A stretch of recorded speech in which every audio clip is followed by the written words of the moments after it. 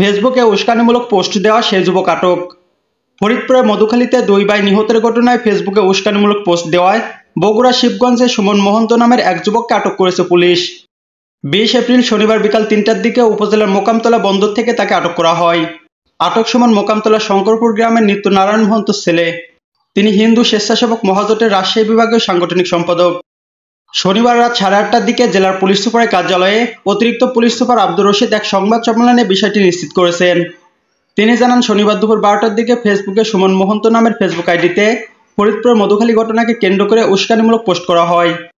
পোস্টে ওই আইডি থেকে লেখা হয়, ফরিদপুরে 4টা মোল্লা খতম, সামনে আরও অনেক কিছু হতে চলেছে, সনাতনীরা রেডি হও, প্রস্তুতি ফরিদপুর দিয়ে শুরু, জয় শ্রীরাম।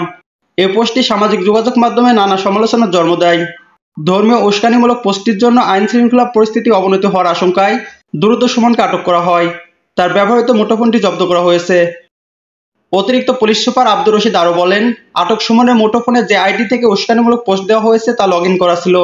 এরপর খুবই গুরুত্ব দিয়ে সব আলামত যাচাই করা হচ্ছে। সুমন বা যারাই সম্প্রীতির এ দেশে উস্কানি দিয়ে আইন শৃঙ্খলা পরিস্থিতি নষ্ট করার চেষ্টা করবে তাদের বিরুদ্ধে ব্যবস্থা নেওয়া হবে। সুমনের জড়িত থাকার বিষয়টি নিশ্চিত হওয়া গেলে তার বিরুদ্ধে মামলা দায়ের করা হবে। সংবাদ সম্মেলনে অতিরিক্ত পুলিশ সুপার মোতাহার হোসেন, শরাফত ইসলাম, সহকারী পুলিশ সুপার তানভীর ইসলাম, শিবগঞ্জ থানার ওসি আব্দুর রউফ, মোকামতলা পুলিশ তদন্ত কেন্দ্রের ইনচার্জ আশিক ইকবল ও ডিবি পুলিশের ওসি মোস্তাফিজুর হাসান উপস্থিত ছিলেন।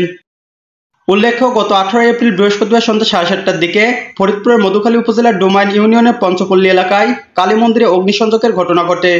এ ঘটনায় সন্দেহজনক গণপিটুনিতে 2 নির্মাণ শ্রমিক নিহত হয়। আহত হন পুলিশ সহ অন্তত 7 জন।